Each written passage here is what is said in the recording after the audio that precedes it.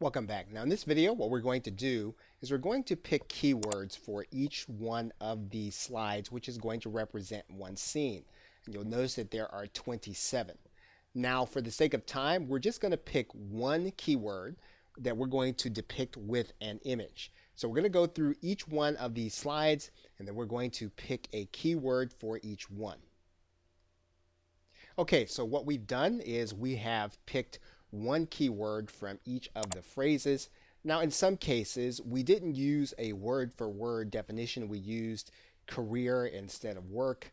In one point, we used the word doubt for struggle. And there are going to be a couple of times where we have a depiction for questions. We're going to have to look for two different things here. And then we also substituted the word optimism for one particular phrase, as well as medicine. Now, what we're doing here is that we are considering what there are going to be images for inside of the system. And when you start thinking about how you're going to depict a certain topic or a certain phrase, you want to start thinking about what kind of tangible objects are going to be showing inside of the video creator. And when you do that, then what you can do is you can take your concept and you can combine them with some of the words in your actual phrase. Now again, for the sake of time, what we're going to do is we're going to take each one of these concepts, we're going to find one image, and we're going to combine this with some of the words from the actual phrase.